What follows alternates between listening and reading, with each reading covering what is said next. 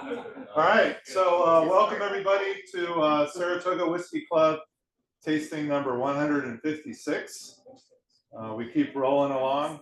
I think it was like in 2020 when we were at tasting number 60 or 55 or something.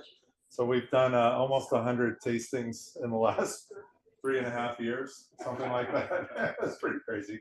But we're doing a really fun tasting. Every once in a while, we have a really great opportunity to travel and also acquire really fun bottles. When we go on these trips, we never know what to expect. There's never a plan. It's always just like show up at the distillery, see what they have. Hopefully there's something special. You know, if there's a hand fill where you can pour straight from the barrel, we usually jump all over that because that's truly unique, and cask strength as well, which is great. But then there's also bottles that are maybe festival bottlings, which in this case we have a couple of bottles from festivals. And there's different festivals that go on in Scotland. And then there's just sometimes distillery exclusive or shop exclusive bottles that you can't just get anywhere outside of the distillery or the shop. So tonight we're tasting, oh, actually I should turn the music off behind me here. That might help. We're tasting 5 out of 10 bottles that I purchased a couple weeks ago in Scotland. So these are literally fresh off the boat, well, fresh off the plane. Some of these are really special to be even in the United States at this point because they're really, really new releases. So we're getting a great opportunity to try some new fun things. But most of you know, Holly and I were just in Scotland, and we were at the Spirit of Speyside Festival, which is an annual festival in the Speyside region. Everybody's heard of the Craigellachie, which is the Islay festival. That's probably the most famous festival in Scotland, mostly smoky whiskeys. But then there's also a couple of others. There's the Highland Whiskey Festival, there's the Spirit of Speyside Festival, and then they do have different city festivals. So you have the Glasgow Whiskey Festival, you have different ones in Edinburgh as well. But we were just at the Spirit of Speyside Festival, so a couple of these bottlings are specific to that festival. And I'll explain those as we get into them. And then other ones are just kind of random, like the first one that we're starting with. So before our actual tour began with the group that joined us, Holly and I had a couple of days where we could kind of do what we wanted to do, festival event type stuff. So one of the things we did was go to Cardhu. I had never been to Cardhu before, so it was exciting for me to visit.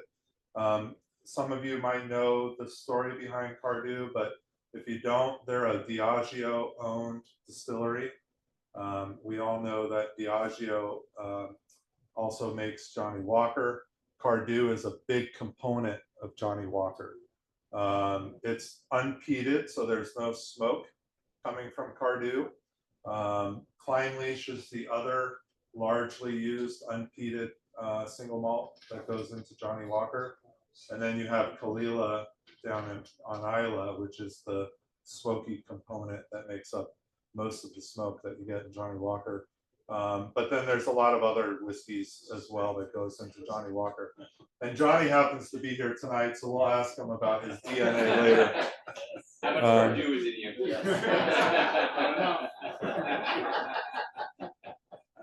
Sorry, I just let some people in late here into the Zoom. Sorry, guys. Sorry, Larry, I let you in a little late. So we're starting with Cardhu. This is one of those. So some of you took part in a couple of tastings I did last year, which were also related to travels. And I had hand bottled an Oban, I hand bottled a Talisker, I hand bottled a Clynelish. So some of you were involved in those tastings. Those are all Diageo owned. So at Cardhu, they have the same thing. They have the barrel there. You can fill your own bottle. So this is a cask strength Cardhu. This is 56.6% ABV. So 112, 113.2. This is 11 years old. And I bottled this literally just 2 weeks ago. I have not tasted this yet. And there's nothing left in this either. So I squeezed every little drop out of these bottles for you guys tonight. So Do you know what kind of cask it was? this is definitely a bourbon, ex-bourbon cask. I don't know if it was first fill. Was it first fill? Yeah, first fill bourbon. But cheers, everybody. Here's to tasting 156, and hopefully these whiskeys are pretty stellar. And I don't have the chat room open online, so if you have any questions, actually, I just opened it, so you can ask questions in the chat room if you're online. Probably be easier because it's pretty loud in here.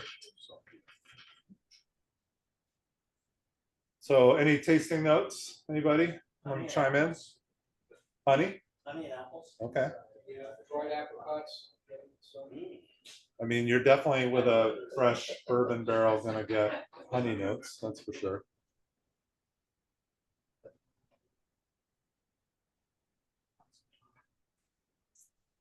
Pretty viscous.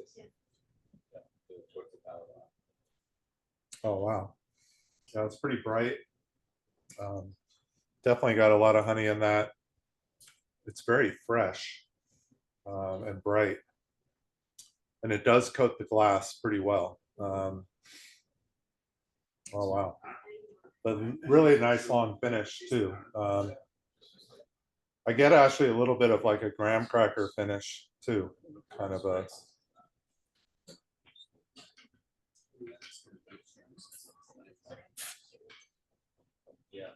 Larry says nice mouthfeel. Yeah, I think that's the consensus here on this one is the mouthfeel is pretty great. Just so you can see the bottle. This is the, it's got my name on it. They made me fill out my name and pass that around. Yeah, I saw something on Instagram. I was gonna show a video of me filling the barrel, but or bottle, but it's not all that exciting. You're literally just moving a lever and going like that. Johnny's famous. You're the famous one because at Michter's, that barrel fill that Dan videoed went viral. 375,000 views. Yeah. Johnny went viral. Because he was standing next to me.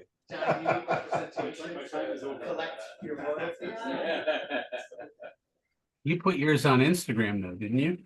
Yeah. The Cardhu one is on Instagram. Yeah. No, it didn't go. It did well though. It actually did. That was the best one of all of them from that trip. That's the title of the video. Just a race. Do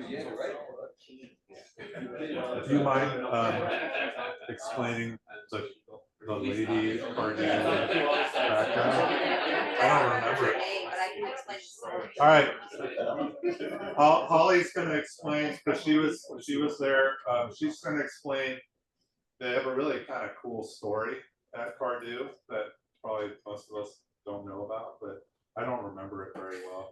And when we walked up, you were like, "Oh, there's the lady," and I'm like, "What are you talking about?" Like, I have no idea what you're talking about. So you're probably better off chiming in on that one if you can. Well, there's some distilleries that claim to have periods of time where they were run by women, which is not normal in the 1800s for that to happen. But you're in the Highlands, so I think anything could really go in the Highlands back then. But Cardhu was founded by a husband-wife team, and the husband passed away rather quickly. It was a farm distillery, and she continued it and became known for her whiskey, and it evolved. And then her daughter-in-law joined, and her son passed away, and the two women ran it for quite a long time, and then sold it to what eventually in the 1920s became Diageo.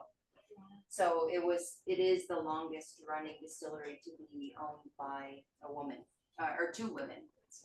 So it's a really, really cool story, and it's a shame. I mean, Cardhu is a great brand, but it gets overshadowed because it's not, they don't really promote it, and they know that it's the heart and soul of Johnny Walker. So, I mean, you see their bottles, but to have it at cask strength is pretty rare too. You don't find that in independent bottlers, so you really have to go to the distillery to get cask strength Cardhu.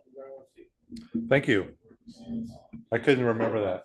I knew that people died, but I couldn't All the remember. men died. That's basically what happened. Yeah.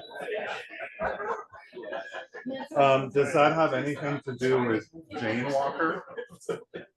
No. No, completely different. Okay. That was more of a let's honor women and whiskey. Okay, got it. All right. So we're on the first one, Cardhu, which was a hand fill. So, what do you guys think overall? Pretty solid? Yeah. Pretty nice. Really delicious. Very good. Yeah. Pretty good, right? Yeah. How much did this cost you? So we got a 10% discount because we did a tour. And I think actually I'd have to look on my phone. I think it was around $150 when it was converted, or 140, 150, somewhere in that range. Yeah, I can't remember what it was in pounds. I think it was like 110 pounds, something like that. And I assume not available here? No, this was only, you could Yeah. fill. Yeah. Yeah. It's pretty great that Diageo is doing that though at all of their distilleries. We'll be at Kalila, in a couple of weeks. So hopefully we can do that at Kalila. I don't know if Lagavulin does it. They're both Diageo owned, so we'll find out.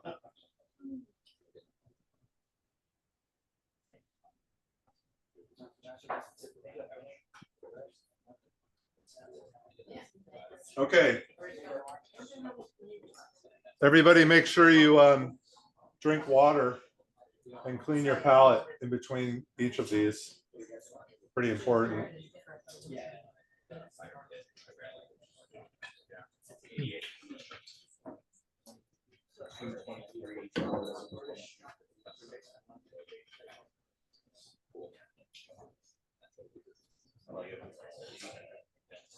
They don't even mention what type of barrel this was. That's a bourbon on it too. Yeah, it was bourbon. That's an ex- I mean, by color, I would think that. I remember I took a photo of the. Oh, but this wasn't the one in the barrel. Highland Whiskey Festival. Yeah, they did. Okay, all right, so we're gonna move on to dram number 2. Unless I'm going too fast. You guys want more time on dram 1? Are you okay? You okay? All right. All right, so towards the end of the trip, well, actually the last full distillery day of the trip, we went to Balblair. And for those of you who don't know Balblair, it's a really tiny distillery. It's been around actually quite a long time and has a pretty cool history as well. Farm distilling, same kind of thing. All of the distilleries mostly in that region, in the Highlands or even in the Speyside, truly most of them started as farm kind of makers of whiskey, and then expanded and then finally made a real distillery. Balblair kind of falls into that same category. They're very small though. They're a really, really small distillery. Some of you might have seen the movie The Angel Share. So the Angel Share movie takes place in the warehouses at Balblair.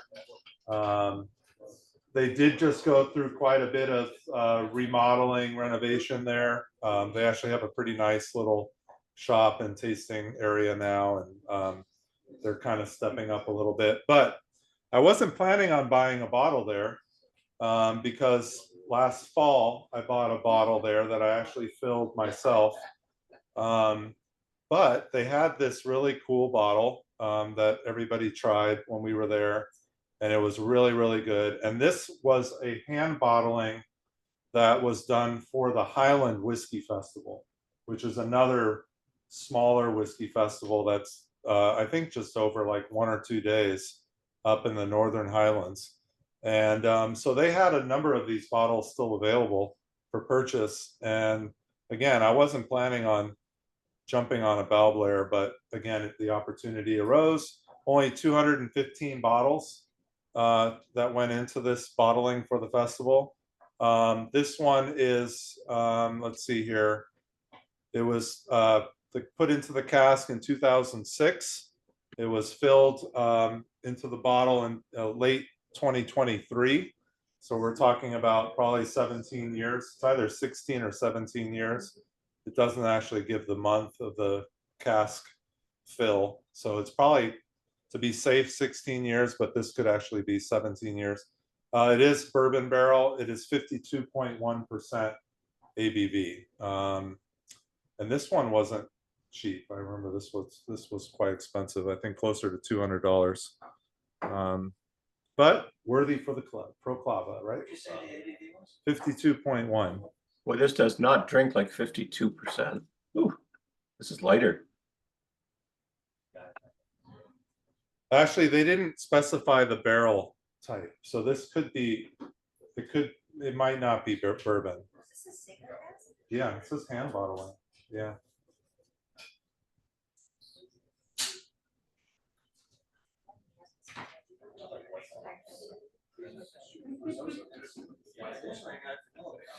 How you doing? Does it have like quality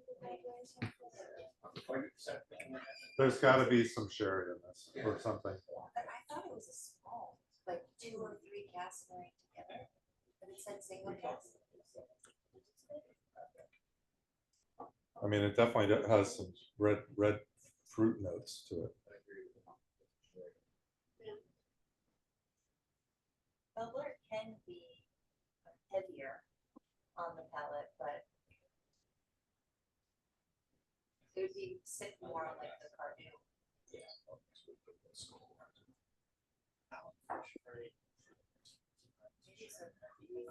I'm trying to see if I can hear. All right.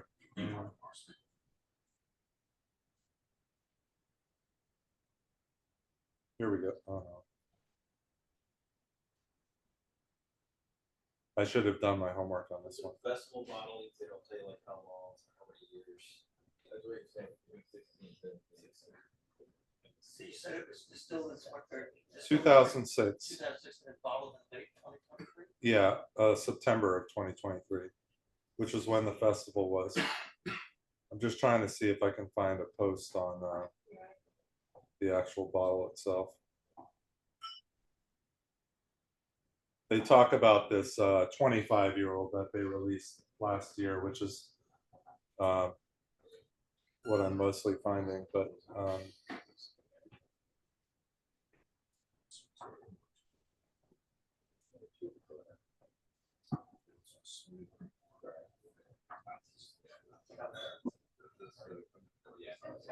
oh, here it is.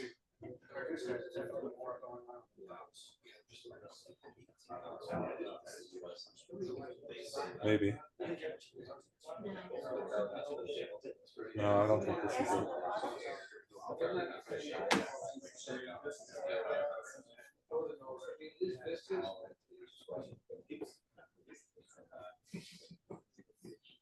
There were 215 bottles, so it's not a sherry, but it's a hogshead. Yeah, it bourbon must- barrel. It must be a bourbon barrel, huh? Could be a hogshead for how old it is, but probably, Yeah. Well, it has some, definitely has some sherry notes for me, but it must be, I don't know. I'm struggling with this one. It's pretty good though.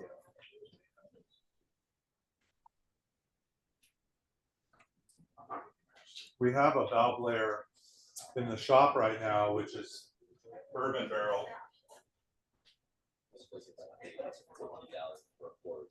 I mean, it has a very similar color to it. So it definitely could be a bourbon barrel. It just came off as it had some very berry notes to me, compared to maybe the Cardhu. It just, So is this one finished? they don't really tell us anything. That's the problem. We don't really know. So do you think there might be sherry in it? Can you taste that? I don't think there is. Ignorance is bliss. So here are the notes on the bottle. And this will pretty much tell us right away. Honey, sweet vanilla, creamy, full fit. It's bourbon. It's got to be a bourbon barrel. I mean, you're not going to get honey and sweet vanilla as tasting notes from a sherry barrel. So, Do they do the thing where they swap out some of the staves? And no, they don't do that. No. That's pretty illegal in Scotland. That's not to say that they don't do that kind of experimentation, because they do some of that, but that's pretty rare. And for Balblair to do that, that would be extremely rare. They're pretty old school, traditional. Really, really pretty distillery, though. If you go, it's really one of those that it's just in a beautiful location.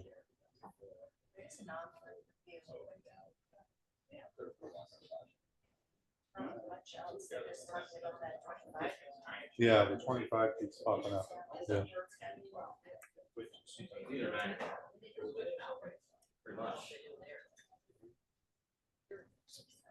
Pretty nice. What do you guys think of this one? You like it more than the Cardhu or less? More. All right. I heard one more online, but I might have even swapped the two around. I don't know. what do you mean? Well, just it's like a little bit more delicate. Okay. It drinks lower ABV than Yeah, really. than the Cardhu. Yeah. Yeah. Yeah. Yeah, I mean, when I kind of threw this tasting together, I just kind of randomly. Yeah. No, well, it's Yeah. hard to know until you taste it, right? Yeah. So The Cardhu I didn't taste yet. I think Cardhu's really nice. I mean, yeah. both are good. Cardhu's really solid. It kind of pisses me off that the Diageo hand fills are so good. Yeah. I want them to be I bad. hate them. It's just not right. Yeah, exactly. Because they tease us with such high priced Yeah. items, and then we have these beautiful hand fills, and it's like, all right, screw you, know. How much was the Cardhu? It was around 150, Okay. somewhere Yeah. 145, somewhere in that range. This one was more. The Balblair was more. I think so. Yeah. I should pull up my. Let me pull up my actual. What's that? No, I bought this one. I buy the Cardhu. Yeah. So the Cardhu was 146.81, and the Balblair was 202.99. Okay. That was the credit card Yeah. conversion. It's like cinnamon raisin. I would not think bourbon, but it can be kind of like a Balblair's cookie. It's always like a cookie crumble. Balblair is what? It has like a cookie crumble.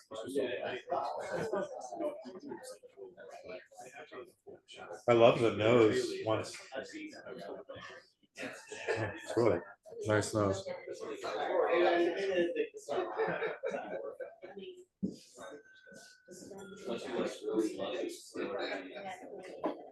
Can pass this one around.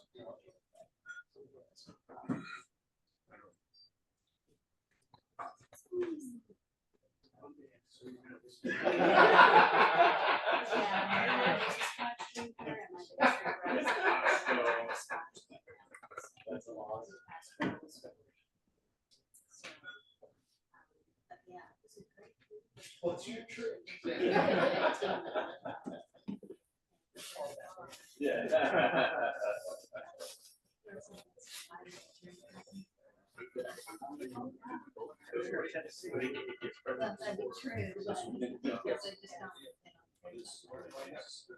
Oh, it's good.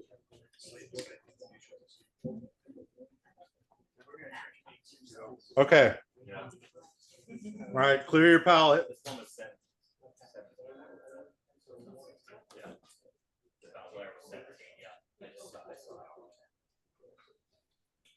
Okay, so I'm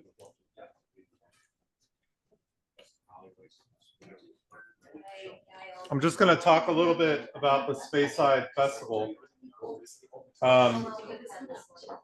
So the Speyside Whiskey Festival took place over 6 days. It started on Wednesday, May 1st, and went all the way through Monday, May 6th.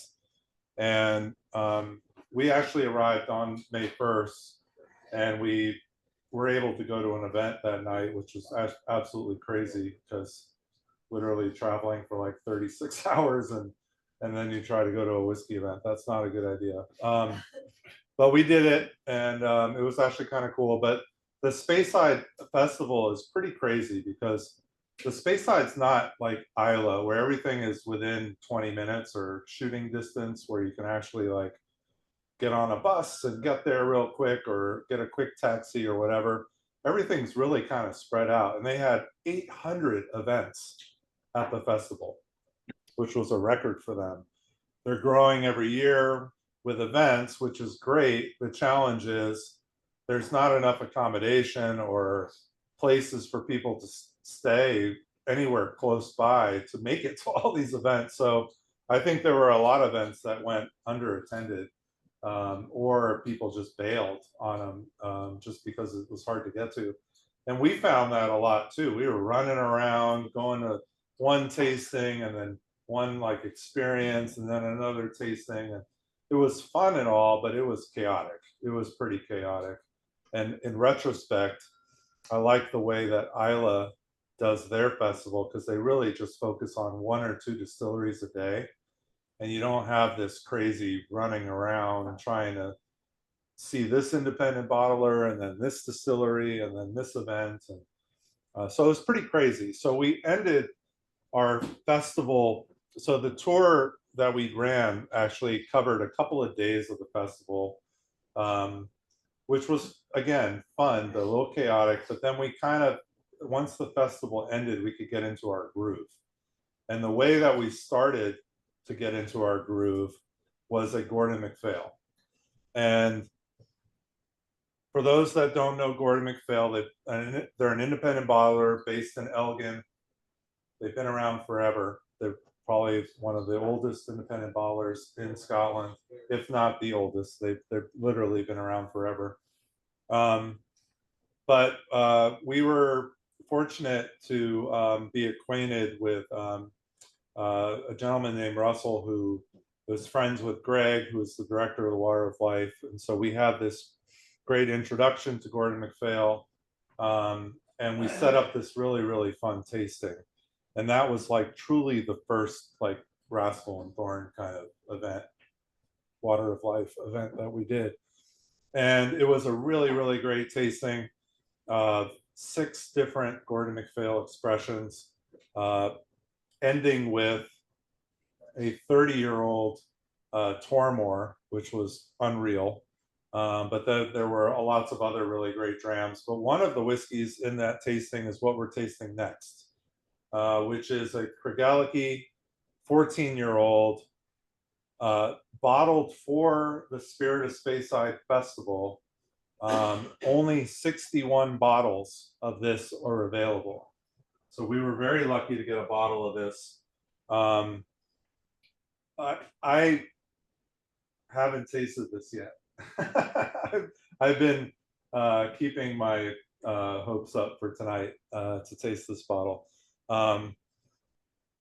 I saw on Facebook yesterday, I think it was, somebody who was able to buy a bottle of this mentioned something about how great of a dram it was. So that it made me even more excited. And I remember at the tasting that night, and we were driving, that's why I didn't taste that night.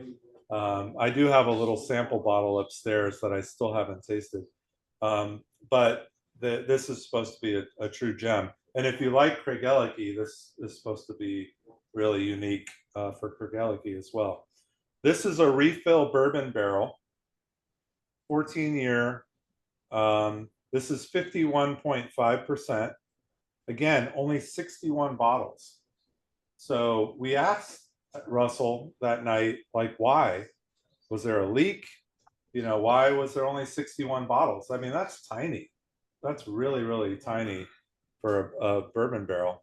And he couldn't tell us, but the chances were there was probably a leak, or there was enough cracks or space in the barrel that there was a lot of angel share that happened over the 14 years as well.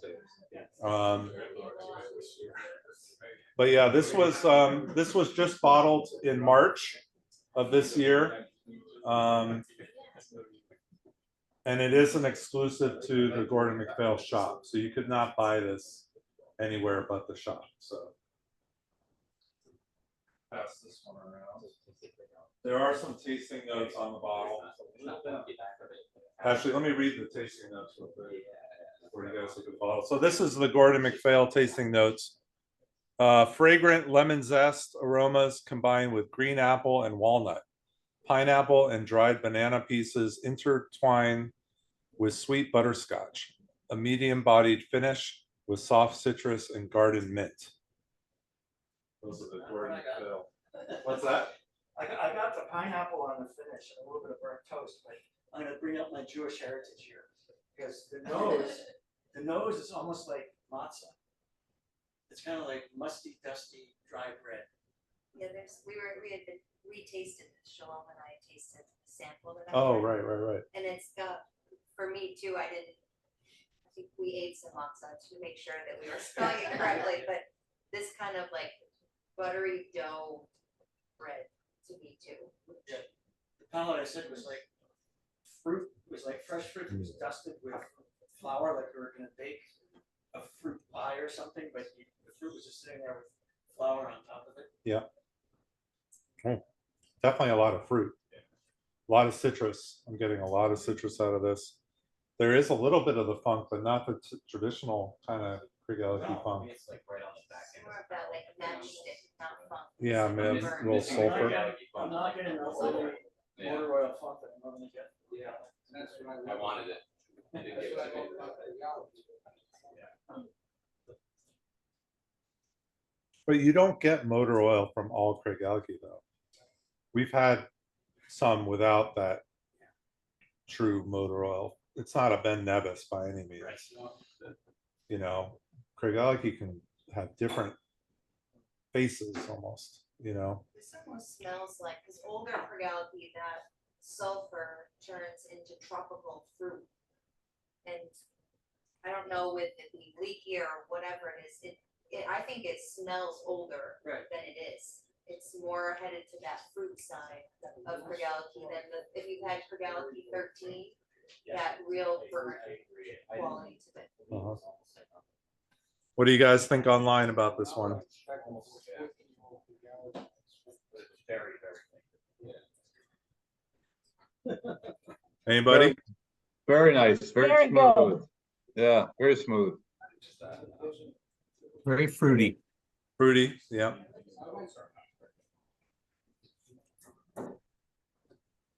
First one, different slightly on. Get the fruit, but I have to say there's something around the edges of it that reminds me almost of leather. I don't really understand where that's coming from. Well, that could be a little bit of the premature age that Holly was mentioning, you know, that it tastes older than it is. Could lead to maybe some of that leathery kind of note. Interesting. I like it.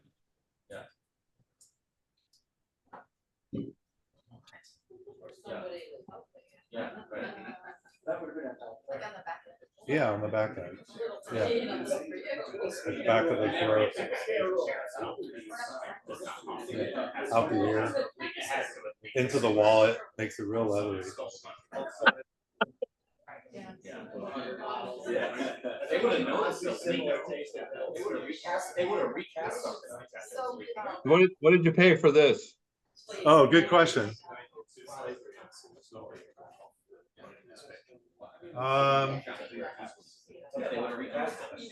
So this one was this bottle was $164.28. to be exact. Yeah.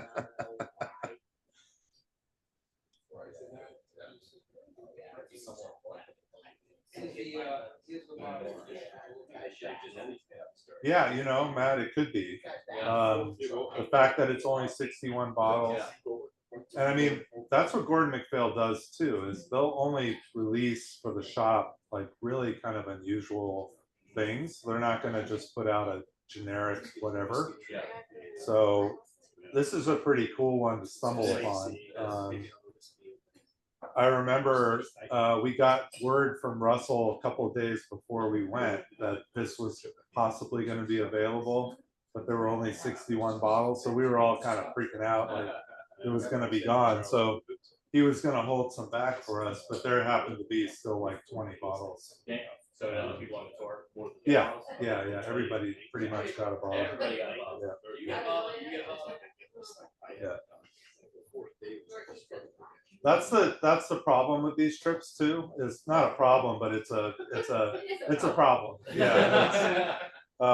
You know, there was we had some newbies on this trip who had never done a whiskey tour before, but then we had some really experienced people as well. So they were very picky about what they were going to buy, if anything. Yeah. We had one gentleman that really just drank very rare and hard to find things, and he did buy a couple of really crazy, incredible bottles, but good kudos for him. But he held back on a lot of the other things. However, he did buy a Balblair. Yeah. He did think that that was quite impressive and unique enough to add to his collection. But then we had, you know, kind of some of the newbies who were like, oh my God, I got to get this and that. And this. And everybody's sending pictures to everybody at the end of the trip of their collection, you know, on their kitchen table. I think I still beat everybody though with 10 full bottles. Yeah, right, exactly. It wasn't for my personal collection. Yeah.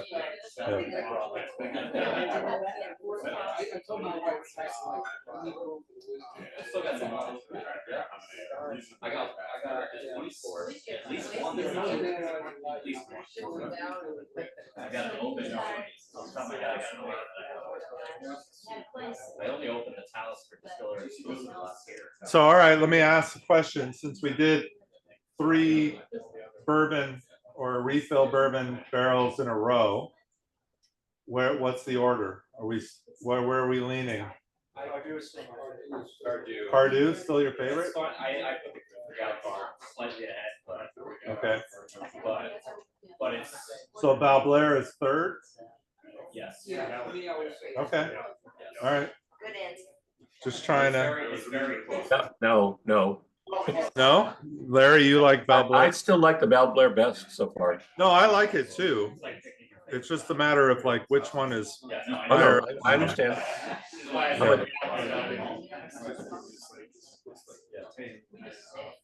Splitting hairs. So splitting hairs? I scored the Balblair and the Craigellachie the same. I scored the Cardhu. Okay. What were your scores? Just curious. 89, 87, and 87. Oh, geez, that's harsh. 87 for this? Oh my God. Sorry. He's a sherry fan. You can, I've noticed that lately. Don't follow whiskey points. That's all I gotta say. Just don't follow whiskey. And this is recorded, so It's considered a good buy on 87. The price is price is not low no, it's not high either. 87 is a good score for a whiskey. for $160 whiskey. 100, well, 150. You're saying price matters, Charles? Hmm? You're saying price matters? No. I'm saying scores don't matter. Is what I'm saying. I actually have completely kind of changed my philosophy on scoring. And that's why I don't ask for scores as much anymore with the club. Yeah. One, because I don't have time to keep track, but secondly, it's way too subjective. It's literally way too subjective. Now, when you have whiskey base and you have 1,000 people submitting a score, then you can look at those scores and get some merit out of it. But if it's a handful of people or 10 people, it's too subjective. But whiskey base is way lower than I am. No, I know. But so the guy that I mentioned who was on our trip, who was buying really rare, he was looking at whiskey base all the time, whether or not to spend $300 on a dram to taste it. So if it was 90 or above on whiskey base, it was a no-brainer for him to spend $300 on a dram. Base would be like a 95 for me. Right. So there is something to be said about that once you know Once you get calibrated. calibration. Right, Well, exactly. the problem with the club too, Charles, is that you get convergence, right? You get people talking amongst each other, Yeah, and then you get like sort of a level set Yeah. versus where something's more Right. independent. right, totally. But at least we know where it's coming from, Right. versus whiskey base could be anything submitted. No, by that's anyone. true too. That's true too. I mean, Like the group at the time enjoyed, yeah, Right. so that we can reflect on that in the future. I agree. I like to exercise it because it focuses more, right? Not necessarily the ultimate score, but like you're focusing. and I'm not telling people that they shouldn't I think score. you are. Whoa. I'm just telling people that I don't care what your score is. You're just telling people to ignore my score. Before you go viral. No, I'm calibrated. Like breaks out with your score. Right, your calibration is correct for yourself. Yeah. And that's great. We can calibrate scores for ourselves, and that helps a lot. But and so the way that this gentleman scored was really interesting. So he basically had there were literally 5 scores that he would give a whiskey. 86 was like his low. Like, and again, he's buying drams that he knows are going to be good to begin with, or at least he thinks they're going to be good. 90 was really good for him, like really, really good. 92 was like so good that I really want a bottle if I can afford a bottle. 94 was I will sell my son. And he said this, I will sell my son in order to own a bottle of this whiskey. So that's to him 90, and he didn't do odd numbers. It was just 86, 88, 90, 92, 94. That was it. Can you go up to 100? No, Oh, because to him, anything above 94 was like nonsense. impossible. So why not set the 94? Yeah, I know. That's But how that- you can still live on whiskey base. All right, so we're gonna move on. Larry Brown said Balblair tie for 1 and 3 for second. Dave Tobias 1, Cardhu, Craigellachie, then Balblair, but they're all close. All right, there we go. We got some scores on there. All right. Okay, so we're gonna move to a really boring first fill spirits whiskey. I'm sorry, Holly, but this is really boring compared to what? No, I'm just kidding. I'm totally kidding. This is the one bottle that did not come from Scotland with me. It did come from Scotland, and it is available. We have 1 bottle left. I wanted to taste this. Oh, because no, of how it's finished. not sold yet, but he's just looking at the bottle. But this is from Dailuaine, which is also one of those really sought after kind of whiskeys. You're either a Dailuaine fan or you're not, kind of in a way. We have some customers of ours that as soon as we get a Dailuaine in our shop, they order it, like without even thought process. So this one's pretty interesting though. This is a 13-year-old Dailuaine. Now are they Diageo too? Yeah, they're so they're a workhorse of Diageo. So they're one of the also main components that goes into the blends of Diageo. This is finished in a first fill ruby port hogshead. So look at the color. Oh, yeah. The color has that kind of hue of rose or light red note. Same with the next one. So I want you guys, before you finish this one or drink this one, look at the colors of this one and the next one. Yeah, yeah. This is the rancid. No, this is ruby port. Is the Glenallachie and a ruby port also? Yeah, Yeah. yeah. Yeah, that's why I did this one. Dennis got it. All right, you better come and buy it, because somebody online could buy it. So You buy it online, you better do this. Run. Oh, wait, no pressure. No Wi-Fi, no Wi-Fi. It's only one pressure. Take my credit card back. $100.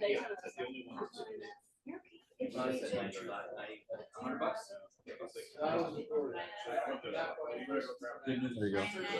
All right, you're good. All right, we have none left. Excellent salesmanship. No, he sold it to me this afternoon.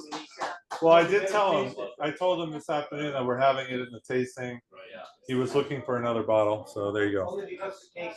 So this one is 54.3%. This is from an independent bottler called Dram. They are very new to the United States. We got them in what, 2 months ago? I think it was 2 months ago. This is Speyside, only 305 bottles. This Ruby Port Hogshead finish. So the next, what's that? 54.3. Dave Tobias, if he remembers what the guy at the malt room in Inverness told me how to pronounce this distillery. Dailuaine. Hey, Dave Tobias, do you remember how the guy at Inverness Malt Room told you to pronounce this distillery? Told me- Dailuaine. Dailuaine. No, he was Yankee. So I say Dailuaine, it's Dailuaine, right? Well, he told me some young kid was trying All right, to. it's Dailuaine. Yeah, but he told me it's Dailuaine. Dailuaine. Oh, yeah, that's right. No, Dailuaine. I was like, I don't speak Gaelic, and I started asking around, but it's Dailuaine, yeah. So we'll just stick to the fast lane with Dailuaine. Or Dailuaine, if There you we want go. to be. Favorite Scottish game to make up pronunciation. Dailuaine. All right, Dailuaine. There you go. So the reason why I picked this one from the shop was because it's a Ruby Port finish. Because the next whiskey, which I'm not going to talk about yet, is also Ruby Port. Happens to be fully matured in Ruby Port. So yeah, so I wanted to have two whiskeys kind of side by side. So just keep that in mind before you finish this one. Try the next one with it, but not yet, but eventually.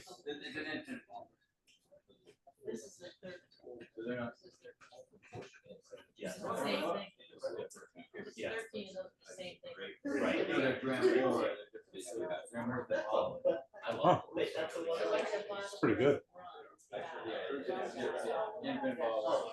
Wow. Yeah. I haven't finished pouring it.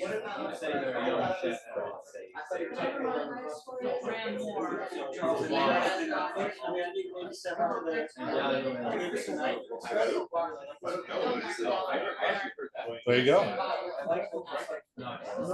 It's pretty good. I really like this.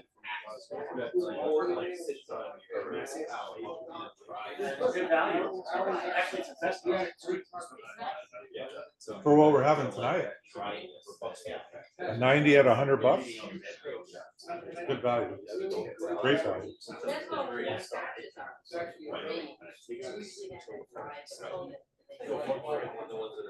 What do you guys online think?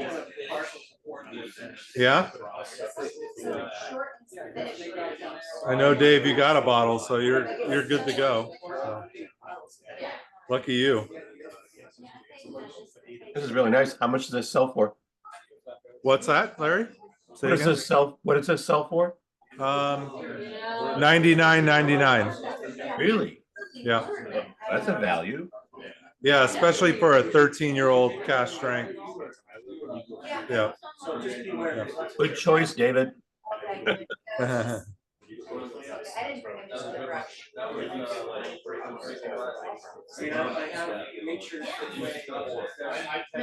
really like Dailuaine. Dailuaine, whatever you want to call it. Yeah. It's definitely become a special distillery for many people. No question.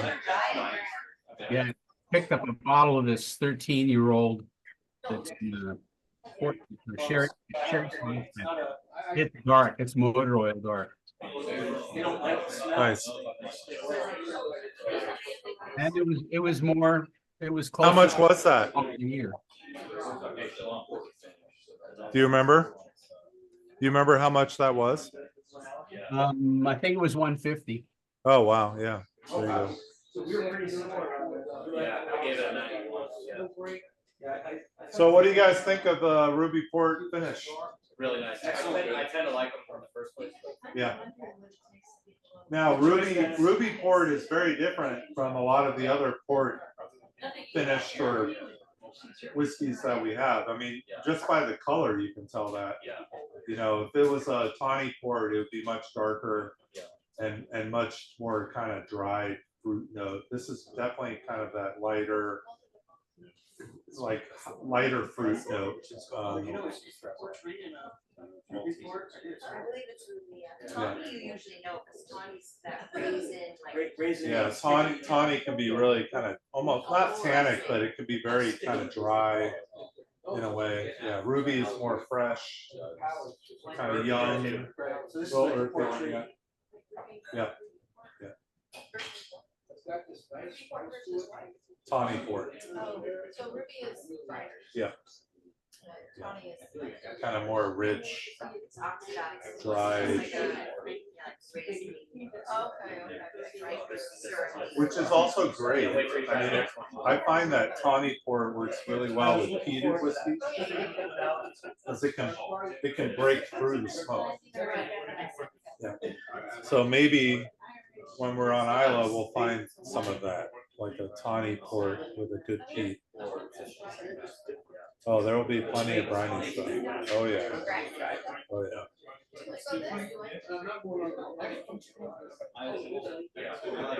Johnny? I decided that, it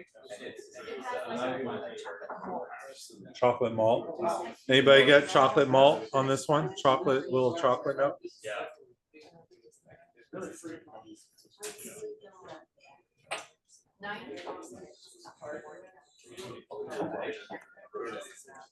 That was, yeah, I get a little bit. Little bit. Oh, you definitely get the maltiness. I don't know how much chocolate I get, but maybe it's there wasn't like it's not dark. I was thinking milk chocolate. right, right. Coconut, yeah. Yeah, that's what I was. Yeah, yeah.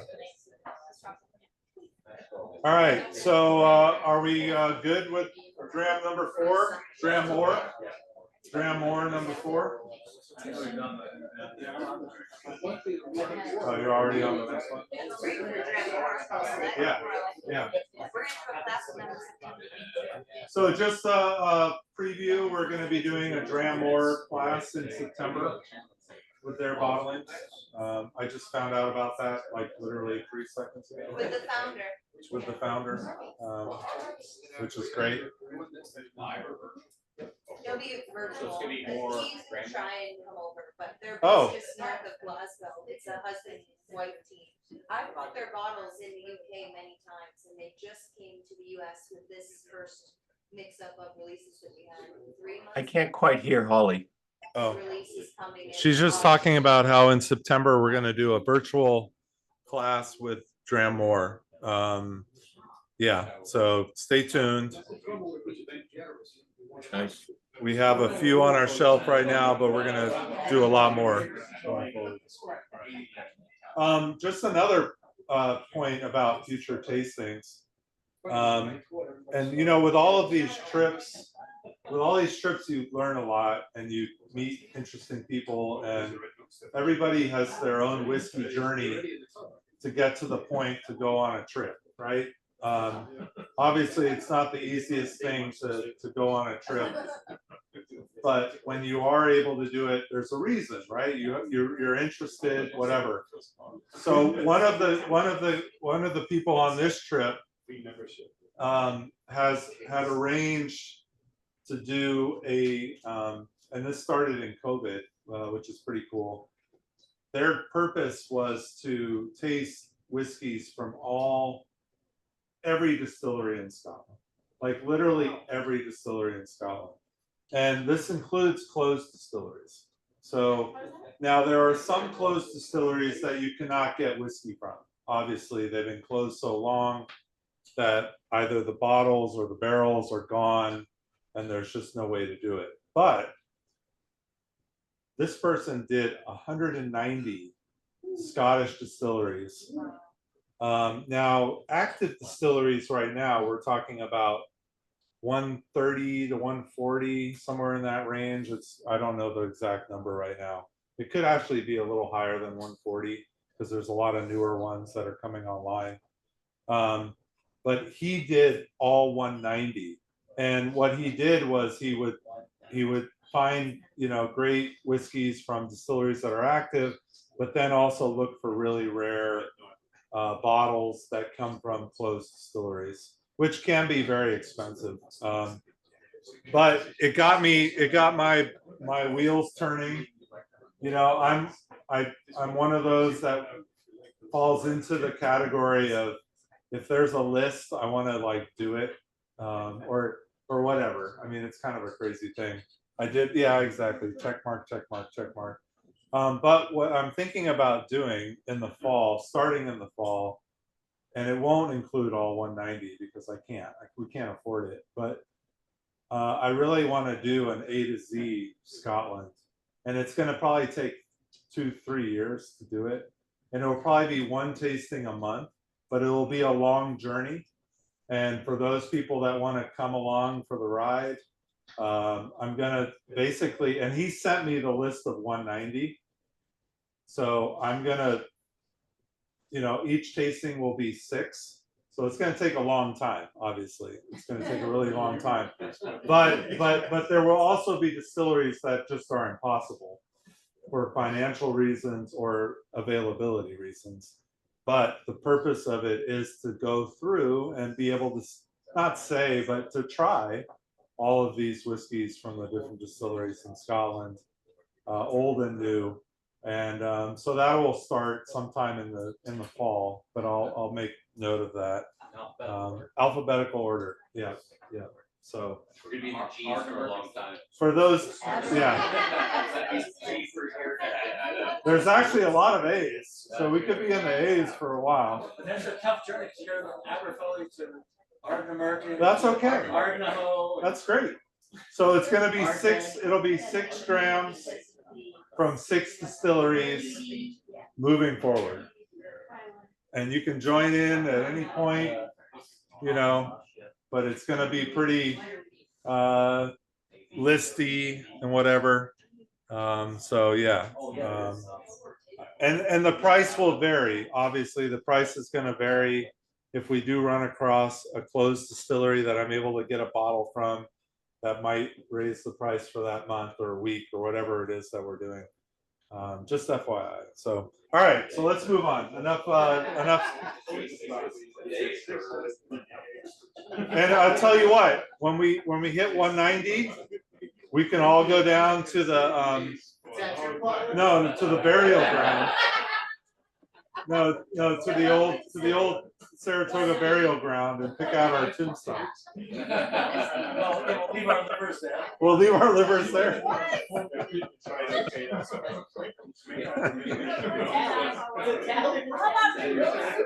right, kidneys. All right. Hold on. All right. So, one of the distilleries that we visited that was a first for me, which is really sad because I really wanted to go there a long time, was Glenallachie. Glenallachie obviously is kind of revitalized distillery that Billy Walker has taken on and made his own version of magic. I mean, literally with barrels. They are truly known right now for playing around with all types of wood and really putting out really incredible whiskey. Everything that we have from them on our shelf all the time is fantastic. I mean, literally, it's fantastic. And they do now have peated Speyside whiskey, which, you know, most people think, oh, Speyside's all fruity and floral. Well, there's plenty of distilleries now making peated whiskey in the Speyside, and Glenallachie is now right on board with that with the Meikle tour, and we have a couple of their bottlings right now. But at the distillery, I again didn't know if there was going to be something to buy. They had two hand fills. One was a younger, I can't even remember what it was, but it was a younger whiskey. And it probably was a very special whiskey, but I passed on it just because I saw port being an option. And this is an 18-year-old. So we're drinking an 18-year-old hand fill from Glenallachie. Quite expensive, actually. This one's 56% ABV. This was distilled in May 12th of 2013, or put into the barrel. And then it was just bottled a couple weeks ago. So Oh my gosh, what? I bottled this myself. So, That can't be right. That was the 10 year. oh wait, sorry. Oh yeah, sorry. Yeah, 2003. This was distilled December 13th, 2005. Sorry about that. Oh, Got it all backwards. And this one costs $2.20 and 22 cents. But yeah, so this is a special hand fill from Glenallachie. No, this is Ruby Port Hogshead, single cask. Yeah, it doesn't say finish anywhere on it.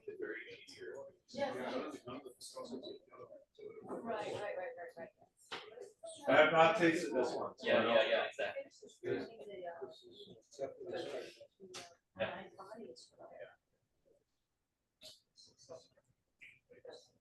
Yes, about.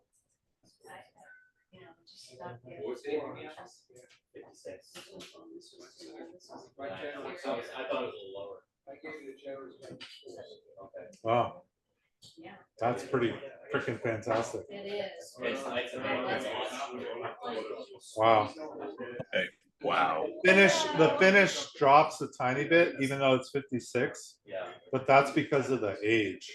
I think it's really, really rich in age, and it kind of just fades, which is what you want in an older whiskey. It doesn't have that spiky finish, you know. This is really pretty special. I did it. I just raised everything with it.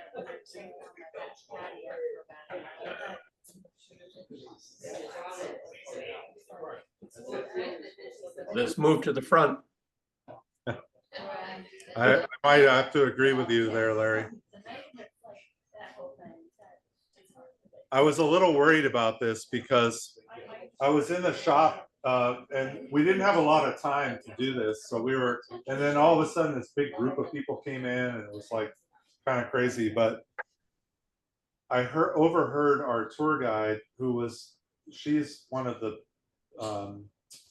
ambassadors for Glenallachie, and she's really, really knowledgeable. She was fantastic. I heard her explain to another couple that the other barrel was the one to get. And so that, you know, I'd already had my mind set on the Ruby Port barrel. And I overheard that and I was like, oh, I'm still gonna go with the Ruby Port. I don't know, I just wanted to try it, but I'm really curious now what the, the other one was. It was probably a bourbon barrel. I think it was a bourbon barrel.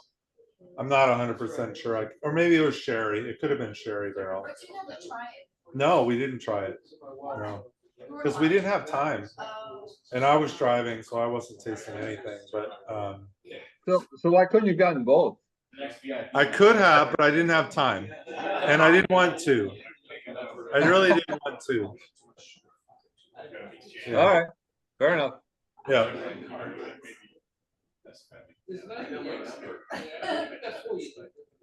What's fun about a tasting like this is we get to try this, right? Exactly. You know, I mean, obviously some of these bottles would be fun to own, but the true love of whiskey is to be able to try various things and to share things, and that's what this is all about. So Amen, Charles. Oh, they're all. I give it a 93. And this also shows you how good Glenallachie is. Yeah. 72. Yeah, they're pretty big compared to like some of the distilleries we saw. They're not Glenfiddich or Glenlivet big, but they're medium.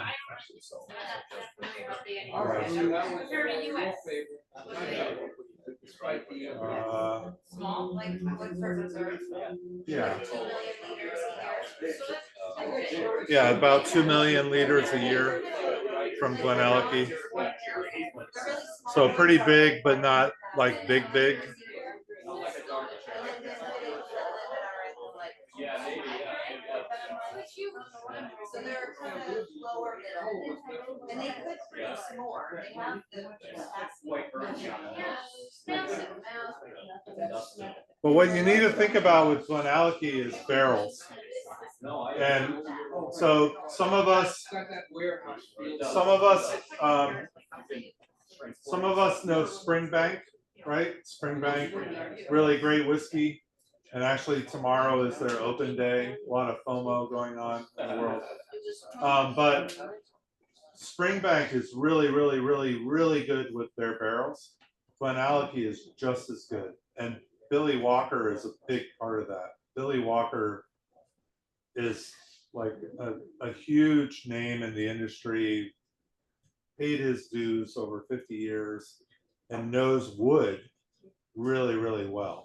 And Glenallachie is a true example of that. And we had a tasting there with Ronan, and Ronan is going to be the next Billy Walker. Like he is the apprentice of Billy Walker. And Ronan actually did our tasting, and he laid out 6 drams for our group that were all different wood types, and people were like over the moon. I mean, it was amazing. Yeah. Yeah, they were all done in the same age. It was sherry, chinkapin. There were all these different barrel types. Yeah.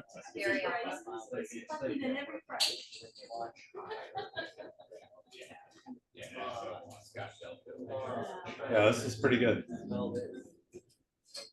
But really, there's a lot, they had nothing to do with this if it was fully, in a sense, Yeah. right, for Nolan Hard. Right. They didn't touch it. Johnny and I were thinking that there's, it's sweet. Yeah. But at the end of the college, it's like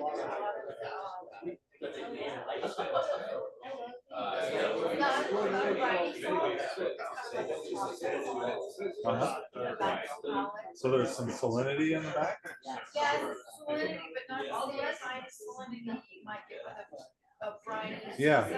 So it's more of a like a seasoning salinity. Yeah. Right. And he was just like, man, this is nothing. And he said that it tastes a lot better, so it's like. With chocolate? Yeah, so port and chocolate work really well. So this would actually be a great whiskey to pair with chocolate, for sure. No doubt about it.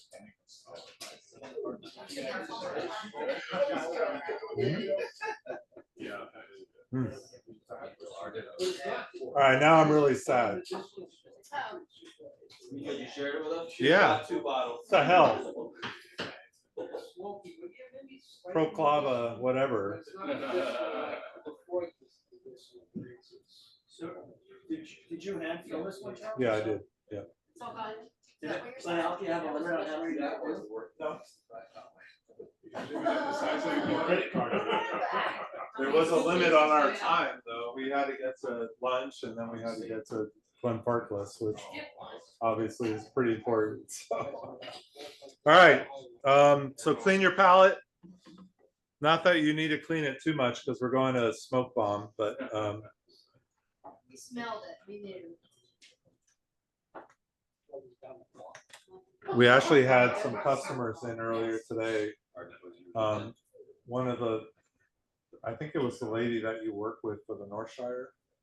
Oh, yeah. tasting? Rachel. Yeah, she was here with a friend of hers, and I think Rachel's husband, who has an office next to mine.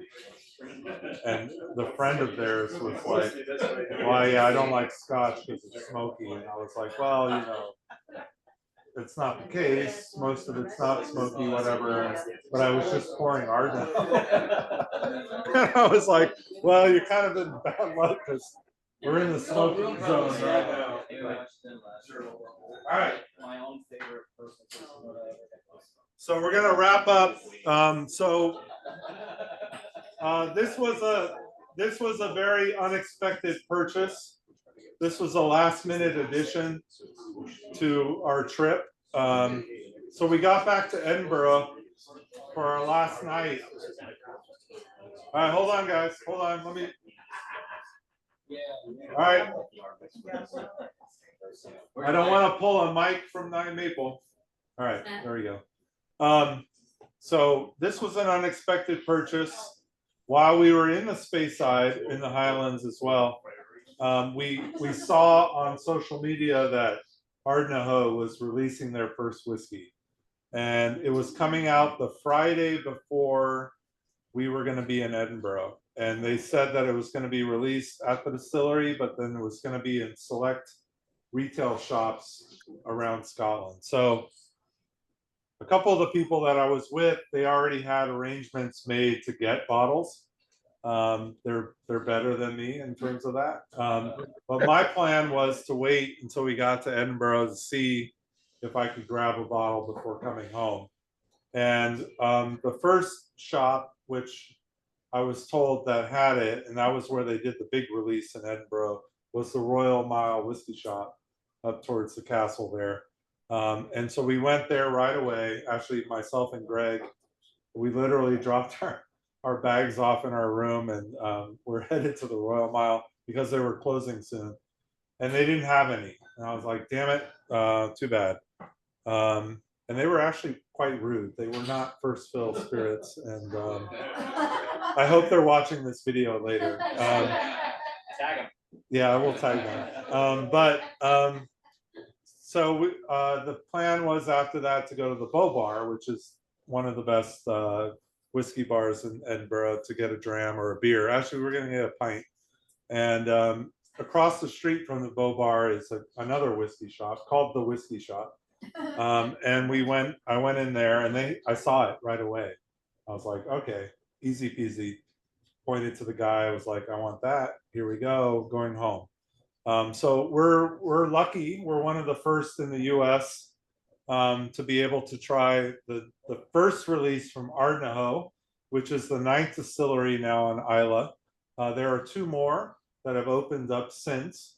One of them is Port Ellen, which obviously is just putting whiskey into barrels at this point, and it's very expensive to visit. It's actually, to go visit them, it's 1 day a week, and it's like almost $300 to just go visit them. So my group that's going in a couple weeks, we will not be going to Port Ellen. I'm sorry. We will pass Port Ellen, and we will wave. Like this? Yeah, exactly. The Isle Wave, wave your $300. This will be the Isle Wave. Yeah, so for those of you who don't know what the Isle Wave is, when you drive by somebody, you're supposed to wave. Well, we have a new Isle Wave. And then there is another distillery, Port Natruin, right? Port Natruin, which is being built right now. And then there's actually another one that's being built by the company that makes the beer on Islay Ales. So there's actually a lot of stuff going on Islay right now. But Ardnahoe, this is their first release. This is a 5-year. So they waited 5 years, which is pretty good. This was, again, Jim McEwen, who left Bruichladdich. He went and was a consultant advisor with Ardnahoe. And he's also a consultant with lots of other brands around the world, Australia, you name it, the Caribbean. But this is their limited edition inaugural release. We're not getting this into the US until the fall.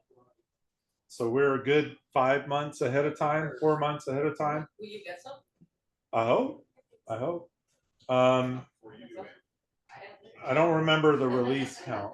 It was a decent amount. They're getting a lot of credit for doing a large first release, because everyone does a single cask or Yeah, and it's super collectible where yeah, and I like someone made a point, they said they believe so wholeheartedly in this whiskey that their first ever release to release that many bottles. That's Which amazing. is true, like they thought it Yeah. was that good.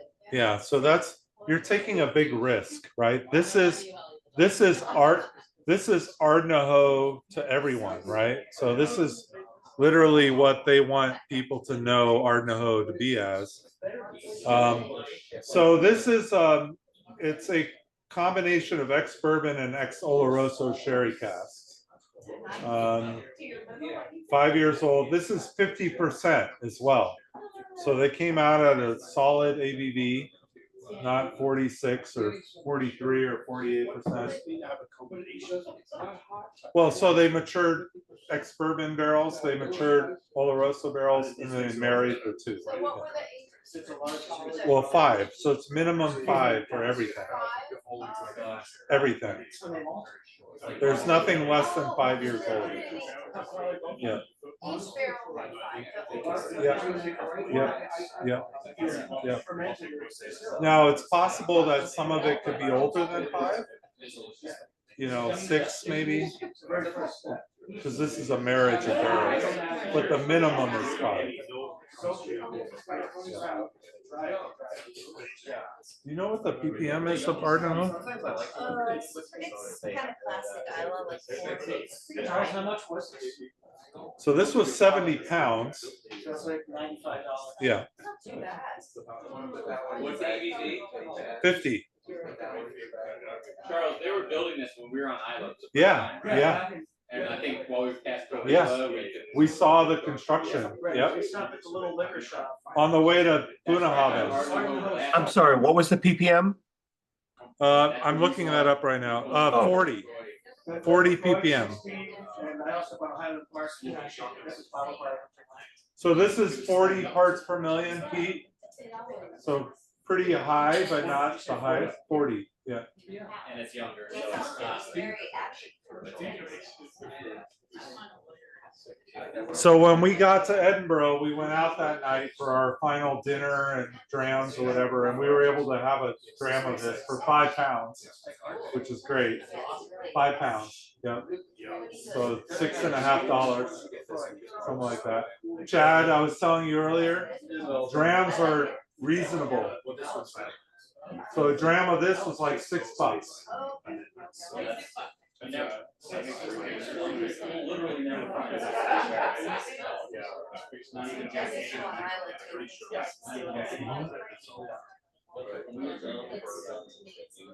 What do you guys think online about this one? Yeah? Yeah, very much. Nice. Yeah, I enjoy it. For And a you first think, release you think you'll have that in September, right?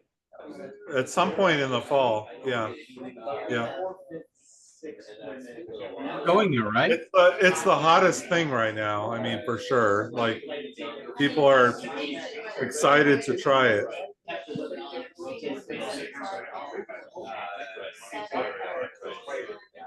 Yeah, I agree, Frank. Really good first release. Yep.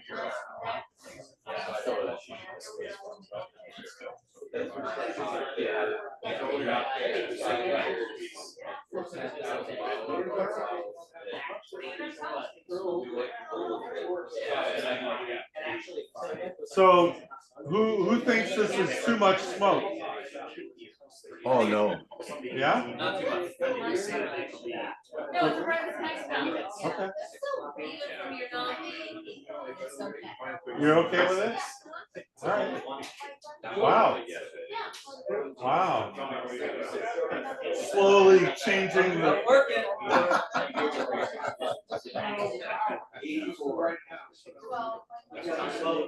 I'll tell you what, the two of you need to come sometime together. So. Yeah, Scotland? Yeah. So Clay's turning me into a bourbon lover and I'm turning him into a Scotch. Yeah. It's a little bit of. Yeah. We're working on it. Emily, welcome back from Germany.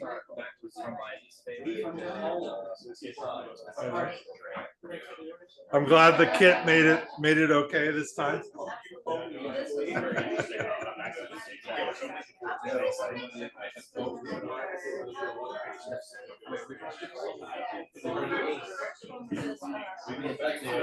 right, let's do a final before I close the Zoom. Let's do a final kind of opinion on the whiskeys. So I'm going to go around the room real quick. I know the peated one obviously is very different from the other 5, but if you were going to rank, you know, maybe just give me your top 2. What were your top 2? So let's go, Stefan. What were your top 2? Cardhu and Balblair. So the first 2. All right, get out of here. You should have just stayed. You should have just stayed for the first 20 minutes, and then you could have gone. You would have been happy campers. All right, Shalom. I'm just kidding, Stefan. You know that, right? Yeah. The Glenallachie and then the Dailuaine. Glenallachie and Dailuaine. Wow, we got a Ruby Port fan here from Shalom. All right, Stefan was Cardhu and Balblair. So I'm going to just list off what we're going. All right, Anne, what were your 2 favorites? Same as Shalom. Oh, same as Shalom. That's so boring. All right, Mike. Glenallachie and which? Oh, and the G&M. Craigellachie. Nice. All right, I love it. All right, Matt. Same as Shalom. Same as Shalom. Oh my God. I don't want to hear that. Oh, Anthony, same as Shalom. All right, let's do this table first. I'm going to get rid of the Shalom table. All right, DJ, what were your favorites? All right, there we go. Glenallachie and Cardhu. All right, a little bit of Shalom, but not everything. Oh, crap. We got another shot. Johnny Walker? I had the Craigellachie and the Ardnahoe. Craigellachie and Ardnahoe. All right, there we go. Rebecca, what do we got? It's hard to say because that Ardnahoe I really like, but the Cardhu and the Glenallachie All I right. think are my favorite. But Okay. I can't, What were your 2 again?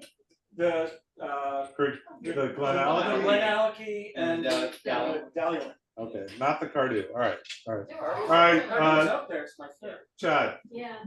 Glenallachie and Craigellachie. So we got some Alachies there. Nate, what we got? Same for Nate. Dan? Glenallachie and Cardhu, but that Dram more, I really. Glenallachie, Cardhu, and Dram Dailuaine. Nick? Okay, he's just following along the crowd. Dennis? Correct. Yeah. Cardhu and Dailuaine. Dailuaine? Dailuaine. We didn't have a Dailuaine. I'm at the wrong tasting. All right, Vinny.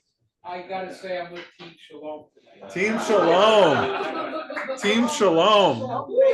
Wow. What about you? All right. Shalom is all about Ruby Port. We all know this about Shalom. All right. Holly. Ardnahoe. And second?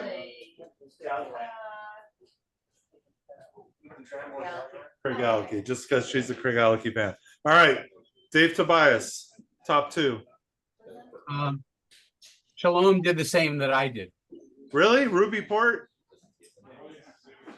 Oh, all right. But they were all good. There was All nothing. right, Dave and Diane. What are your favorites?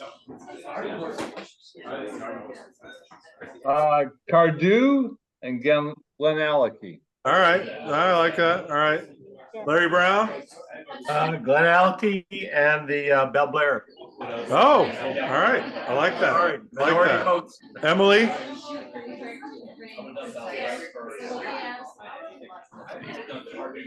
The Craigellachie and Cardhu, but I didn't taste number 2 yet. The Craigellachie, and what was the second one? Cardhu. Cardhu. Nice. Love it. Love it. Frank, if you can hear me.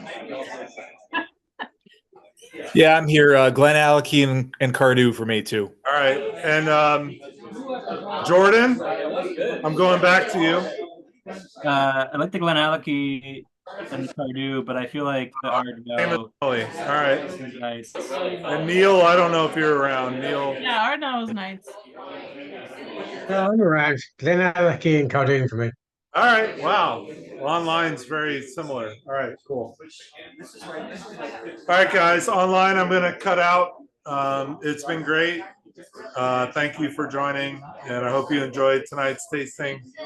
We'll be back in a minute with some other bottles from Isla coming up. So, Nice. cheers, guys. Have a good night. Thanks, Charles. Appreciate it. Great.